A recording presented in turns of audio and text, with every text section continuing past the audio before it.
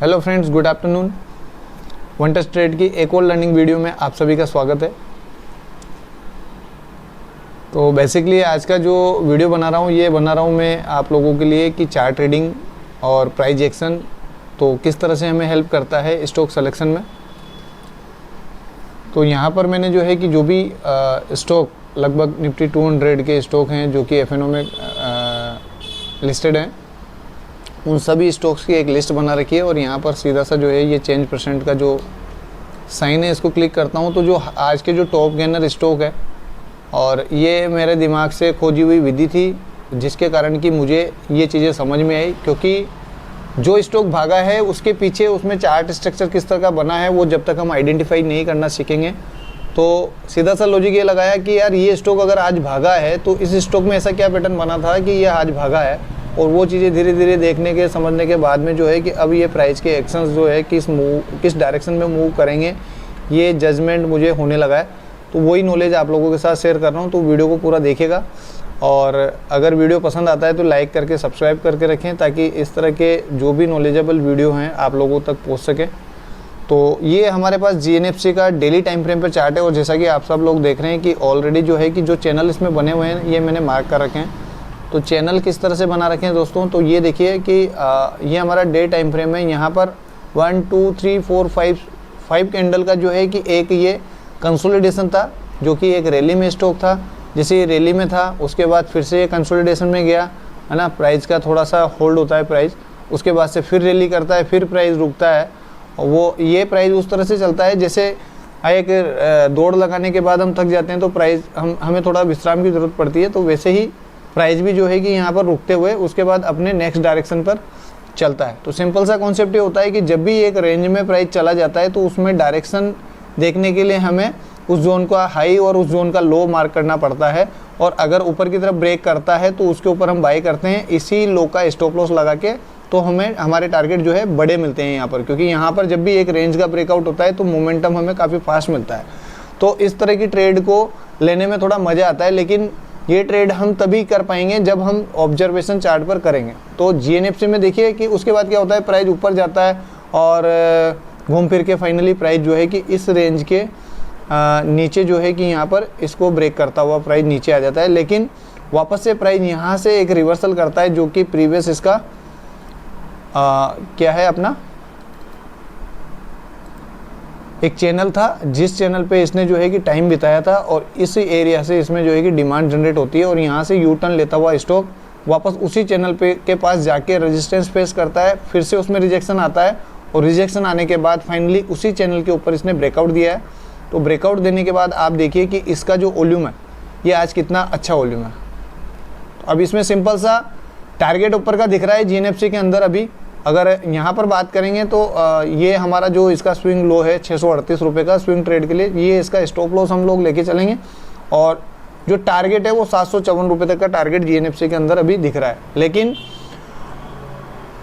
Strategy इसमें buying की क्या होती है कि अब जैसे स्टॉक यहाँ पर आपका इतना ऊपर चला गया तो प्राइस वापस से जो हो सकता है कि इस एरिया पे वापस से री एंट्री देने आए, या हो सकता है वापस से इसी एरिया पे जहाँ से कि यू टर्न लिया है यहाँ तक भी प्राइस के आने के चांसेज होते हैं।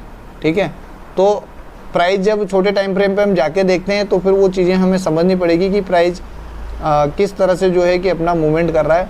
लेकिन स्टॉक में ट्रेड लेने का और स्टॉक के मूवमेंट को समझने का यह सबसे अच्छा तरीका है कि डेली टाइम फ्रेम पर मैंने अभी आप लोगों को समझाया। तो यहाँ से इसमें ब्रेकआउट हो चुका है, ये इसको रीटेस्ट कर सकता है, हो सकता है ये इसको रीटेस्ट करके वापस ऊपर चला जाए, हो सकता है इसको रीटेस्ट करने आए तो वो कंटिन्यूसली नीचे आए और इस एरिया से वापस से अपनी डिमांड एरिया से वापस से यहाँ से ये स्टॉक यू टर्न करे, या हो सकता है इसके बाद यहाँ से ये नीचे, क्योंकि इसके नीचे की क्लोजिंग इसको बेरियस डायरेक्शन में ले जाएगी। लेकिन अभी हम देख रहे हैं तो हमारे पास जो है हायर हाई है और हायर लो है, तो ये प्राइस इस डायरेक्शन में चल रहा है जो कि इसकी जर्नी अभी 754 रुपये के पास है। क्योंकि अगर हम यहाँ पर देखते हैं टॉप में, तो आप इसमें देखिए कि इस टॉप में आपको एक सेलिंग एरिया दिख रहा है जो कि ये टॉप है। तो ये टॉप हमारा, ये जो चैनल बना हुआ है टॉप पे, ये एक सेलिंग एरिया है। जब तक प्राइस इसके ऊपर क्लोज नहीं करेगा तब तक GNFC जो है कि आगे की यात्रा नहीं करेगा। और मैं श्योर हूँ कि जिस दिन भी ये 786 के ऊपर क्लोजिंग दे देगा, उसके बाद एक नई रैली GNFC के आप लोगों को नज़र आएगी। तो ये आज मैंने आपको GNFC के माध्यम से अभी थोड़ा सा चार्ट रीडिंग और लेवल मार्किंग किस तरह से हमें हेल्प कर रहा है, और जो लोग इंट्राडे ट्रेड करते हैं उनको सिंपल सा यही चार्ट आपका 5 मिनट 15 मिनट, इसलिए मैं कहता हूँ कि चार्ट रीडिंग को देखो, समझो और इस पर काम करो, क्योंकि जब तक आप इसके कॉन्सेप्ट को नहीं समझेंगे चार्ट रीडिंग का। अब देखिए आप 15 मिनट के टाइम फ्रेम पे ये हमारे पास वही रेजिस्टेंस एरिया जो हमने डेली टाइम फ्रेम पे बना रखा है, और जब इसकी फाइनल क्लोजिंग इस रेजिस्टेंस एरिया के ऊपर हमें मिली तो देखिए बड़ी कैंडल से इसने जो है कि यहाँ पर इसको ब्रेकआउट किया और ब्रेकआउट करके एक नया हाई इसने बनाया। उसके बाद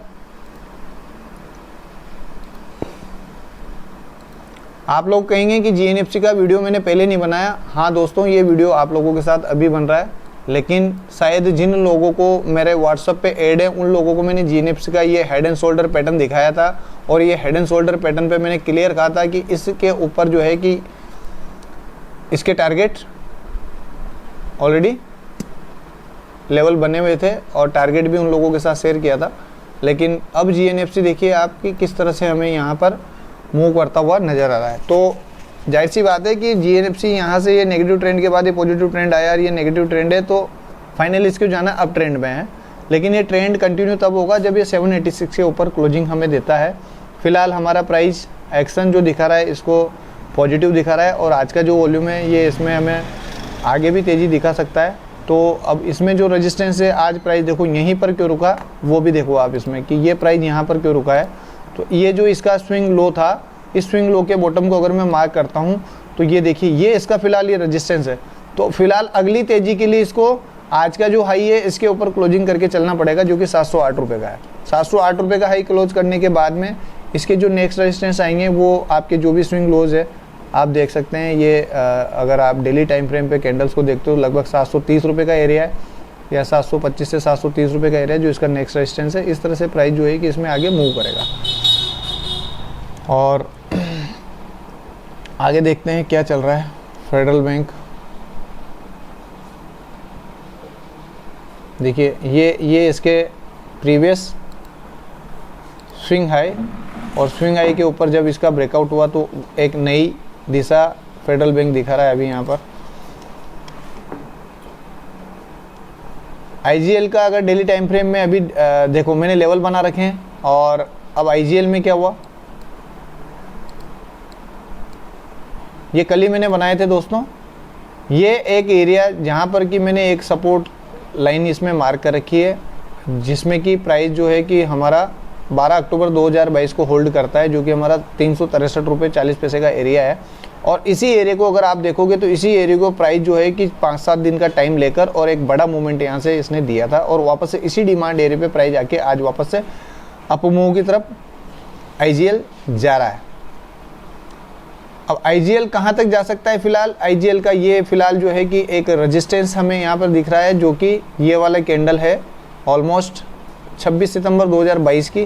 तो 26 सितंबर 2022 की कैंडल के लो को अगर मैं बार करता हूँ तो ये एज ए रेजिस्टेंस मेरा फेस करेगा।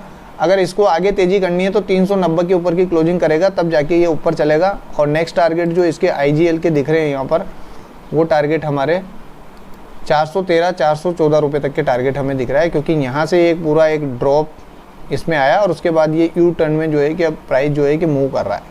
तो 390 रुपये 91 रुपये के ऊपर अगर IGL चलता है तो ये 414-412 रुपये तक के टारगेट हमें दिखा सकता है।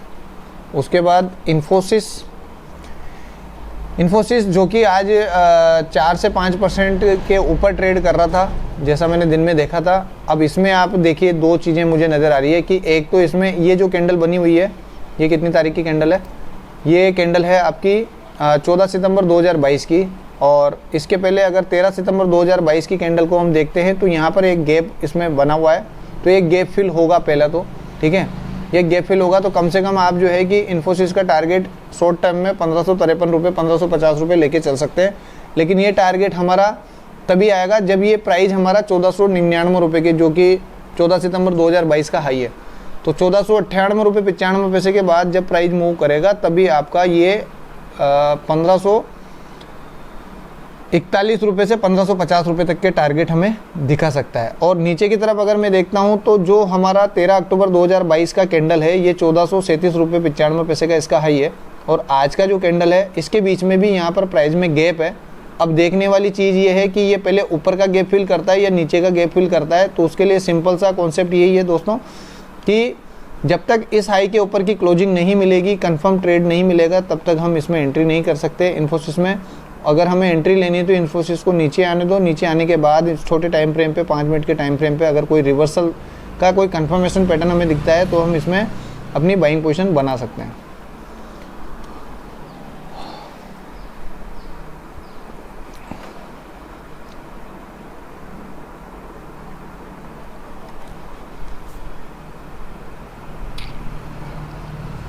अब ये AU स्मॉल फाइनेंस बैंक, ठीक है। अब इसमें मेरा किस तरह से ट्रेड का प्लान हो सकता है, ये एक चैनल है जिसके ऊपर जो है प्राइस सस्टेन कर रहा था और उसके बाद फाइनली प्राइस इस चैनल के अंदर आता है और उसको ब्रेक करता है, और ब्रेक करके जो रेजिस्टेंस बना हुआ है, जो रेजिस्टेंस एरिया मैंने बना रखे हैं इसमें AU बैंक में, इन रेजिस्टेंस एरिया के पास जाके वापस इसमें रिजेक्शन आता है। ये डे टाइम फ्रेम है। अब यहाँ पर अगर हम देखते हैं तो एक तरह का ये W शेप का पैटर्न है। अगर इस प्राइस को AU स्मॉल फाइनेंस बैंक को अगर ऊपर जाना है तो ये जो स्विंग हाई है इसके ऊपर की क्लोजिंग ही इसको हमें बाइंग की तरफ लेके जाएगी।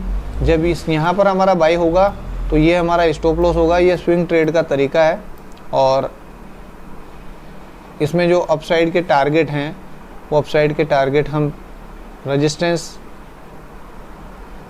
ये जहाँ भी स्विंग पे आपको स्विंग हाई नज़र आ रहे हैं ये इसके रेजिस्टेंस है। ये थोड़ा सा इसमें क्या है कि रुकावट का काम करेंगे। तो जैसे 658 रुपये से लेकर और ये 684 रुपये तक का एरिया, ये एरिया क्रॉस होने के बाद इसमें एक बड़े टारगेट हमें अपसाइड में दिख सकते हैं, जो कि इस स्टॉक को 712 रुपये के लिए लेके जा सकते हैं। ये जस्ट मेरे व्यूज़ है, मेरे एनालिसिस है, जो कि आप लोगों को चार्ट ट्रेडिंग में हेल्प करेंगे। इनको देखकर आप लोग ट्रेड लेने से पहले सोचें समझें प्राइस को, उसके बाद अपने डिसीजन से आप लोग ट्रेड करें। और मुझे पूरा भरोसा है कि जो लोग पूरे वीडियो को देखकर और चार्ट को ऑनलाइन लेके बैठे हुए हैं मार्केट में, उनको ये ज़रूर हेल्प करेगा। उसके बाद MGL,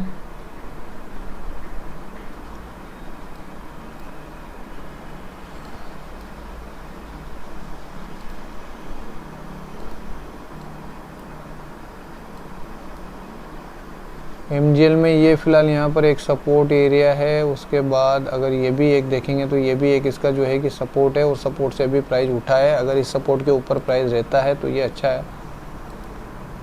और डे टाइम फ्रेम पे 20 मूविंग एवरेज के ऊपर प्राइस का वेट हमें करना चाहिए। जब तक ये 20 मूविंग एवरेज के ऊपर नहीं जाएगा प्राइस, तब तक इसमें तेज़ी हमें नहीं देखनी है। अभी प्राइस हमारा 20 मूविंग एवरेज के नीचे है।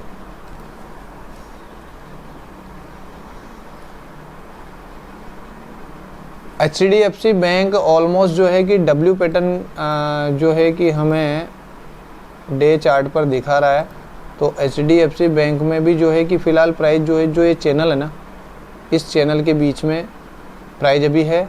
इस चैनल को ब्रेक किया लेकिन इसके ऊपर की क्लोजिंग हमें नहीं मिली। तो फाइनल HDFC बैंक को अप साइड में जाने के लिए 1463 रुपये के ऊपर चलना होगा, तब जाके हमें 1500 रुपये तक के टारगेट HDFC बैंक में दिख सकते हैं। 1510 रुपये तक के टारगेट।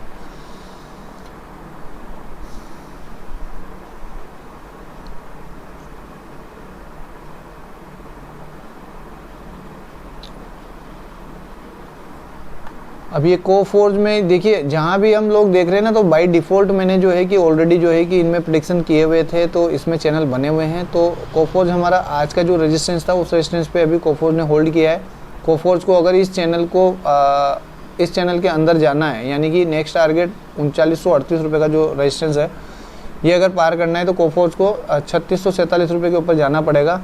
और इंट्राडे में हमें किस तरह से जो है कि काम करना होता है, उसके लिए हमें छोटे टाइम फ्रेम को देखना होता है। और देखना ये है कि मल्टीपल टाइम पर ये जो चैनल है ये टेस्ट हो रहा है नहीं हो रहा है। जैसे यहाँ पर ये प्राइस नीचे आया, उसके बाद ये टेस्ट होता है, फिर से प्राइस नीचे आता है। ये एक डाउन ट्रेंड था, ये अप ट्रेंड है। हो सकता है प्राइस अभी कुछ टाइम यहाँ पर बिताए, थोड़ा नीचे आए, उसके बाद इसको ऊपर जाए, लेकिन फाइनली कोफोर्ज का चार्ट फिलहाल जो है कि हमें बुलिश दिख रहा है, और ये जो है हमें 3,938 रुपये तक के शॉर्ट टर्म में टारगेट दिखा सकता है।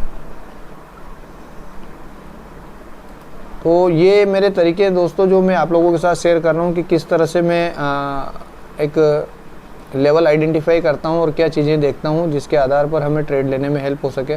अब फिलहाल आप देखिए HDFC डेवलपमेंट, ये सब एग्जांपल आप लोगों के साथ शेयर कर रहा हूँ ताकि मल्टीपल स्टॉक अगर हम देखते हैं सिंगल टाइम पर तो क्या क्या चीज़ें हमें देखने की है।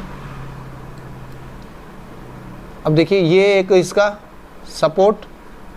सपोर्ट के बाद ये वापस से प्राइस इसी चैनल पे आता है और इसको ब्रेक कर जाता है। प्राइस जब इस चैनल को ब्रेक करा तो वापस से जब गया तो इसके ऊपर गया, ये फर्स्ट टाइम था तो यहाँ से इसमें रिजेक्शन आया, सेकंड टाइम गया, फिर से प्राइस जो है कि अभी इसमें हमें क्या दिखा रहा है, रिजेक्शन के बाद वापस से इसमें पुल बैक।